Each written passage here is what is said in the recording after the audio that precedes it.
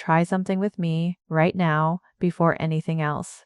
Do not picture a red door. You pictured the door. Everyone does. And that small involuntary moment is about to explain more about your life than it has any right to. Because the part of you that just ignored the words "do not" and reached straight for the door is the same part that has been listening to every sentence you say about yourself all day for years.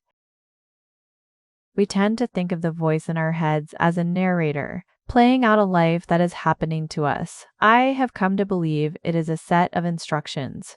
The sentences you repeat are setting the terms of your life. Your mind takes a phrase you say often, treats it as a directive, and goes to work making the world match it. Say, "I am so behind." Enough mornings, and you begin to feel behind, move behind, and gather the evidence that proves it right. That is the premise of a practice I have lived with for a while now. Every word you speak is a directive to your body, your mind, and the space around you. Change the words, and you change the instruction. Everything after this is just learning to hear it. Come back to the red door for a second, because it holds the first key. The part of you that listens skips over the word "not" and keeps whatever comes after it. Watch what that does to an ordinary sentence. "I don't want to feel anxious" hands your mind the word "anxious" to carry. "I don't want to mess this up." Plants mess this up. Every time you build a sentence around the thing you are moving away from, you name that thing out loud and send your body to go find it. The change is to say the state you are choosing instead. "I am steady. I am at ease. I have what I need." Now the instruction points at something you actually want, and your mind finally has a target to move toward. I made this one swap first thing in the morning, and it changed how I met the entire day. Here is the next one, and it felt strange to me until it clicked. "I want" and "I need" are both sentences about absence. They announce out loud that you are without. Say, "I want more calm," and you confirm that the calm is missing, and your mind agrees and keeps the gap in view. Say, "I need more time," and you file the message that time is scarce, then spend the day proving it true. Wanting holds the thing at arm's length because wanting is the state of still waiting to have it. The practice trades that announcement of lack for a claim of having. I choose calm. I am calling in more calm. I have enough time for what matters. You stay honest about what you desire, and you start naming what you are drawing toward you instead of repeating the gap. Say, "I have enough time for what matters," and feel how differently you move through the very same afternoon. "I am trying" might be the most tiring sentence we say because it feels like effort while keeping you permanently on the way to somewhere you never arrive. You can try to rest, try to write, try to be more patient for years, and stay exactly where you began. The word holds the door half open and never lets you through. So name the outcome as present and true instead. I rest well. I write. I am patient with myself. When I traded "I am trying to be more patient" for "I am patient with myself," something in my shoulders dropped before I had done a single thing differently. Naming the outcome as already true gives your body a target, and bodies move toward the targets we name. It reads like a small trick, and it works like a large one. Two of the smallest words in the language carry a startling amount of weight. "This is happening to me" hands the whole story to the situation and leaves you waiting to see what it does with you.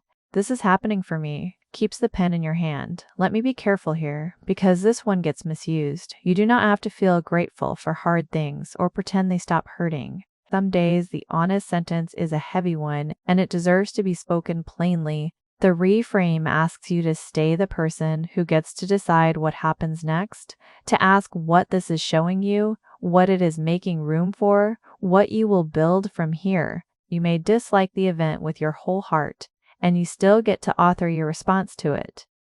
There is a real risk hiding in that last idea, and I am naming it now before you run into it yourself. If you reach for "this is happening for me" to skip past pain, you have practiced denial wearing a better outfit. The piece that has to come first is radical acceptance, letting reality be exactly as hard as it is, out loud if you need to say it out loud, before you change a single word about how you speak of it. That fight against what already happened is where a second layer of pain lives on top of the first, and radical acceptance sets that second layer down. Once you have accepted what is true, "this is happening for me," becomes a sentence you have earned, the one that carries you forward from here. Once you have the pattern, the swaps start to feel almost playful. A handful I come back to, "I hope it works out," becomes, "I trust this is working out," because hope lives close to fear and trust stands somewhere steadier. "If this comes together," becomes, "when this comes together," because "if" tells your mind the outcome is in doubt, and "when" makes a decision your body can plan around. "I don't know" becomes, "I am still figuring this out," because said on repeat, "I don't know" is an instruction to stop searching. And the reflex, "I am sorry," the one you offer for taking up space or needing a minute, becomes a simple "thank you." "Sorry I am late" becomes "thank you for waiting." You hand the other person warmth and you keep your own footing. Pick one and let the rest come slowly. The most direct form of this practice is the decree, a sentence you say to yourself as already true, out loud, until your body catches up to the words. A good decree follows a few rules that make it hold. Keep it in the present tense. "I am," never, "I will be," because confidence set in the future is confidence you never quite reach. Keep it free of negatives, because "I no longer struggle" still plants the word struggle.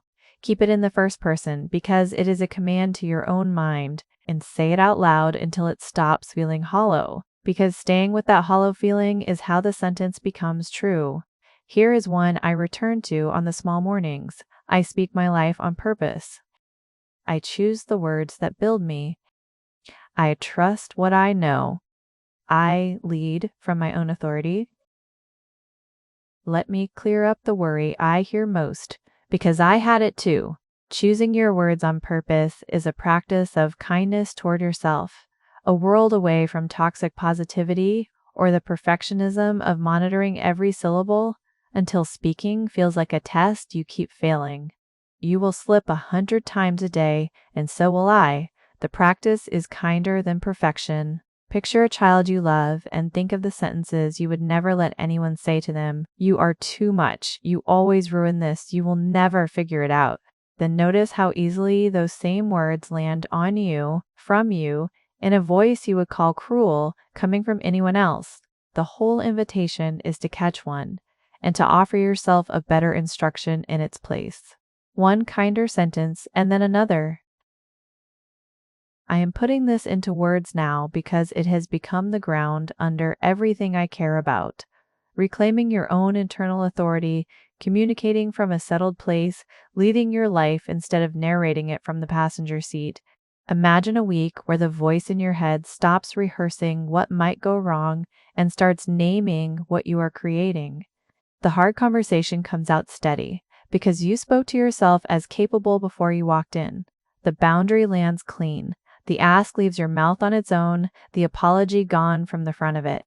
This is the practice I keep returning to in my own life, and the body of work I am slowly shaping into workshops and one-on-one guidance. The way you speak changes one word at a time. Pick a single culprit this week, maybe trying, or "I can't," or the reflex, "sorry."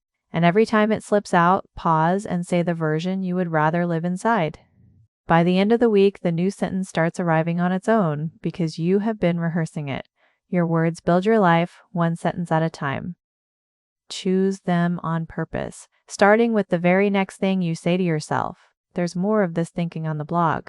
You'll find the link in the description.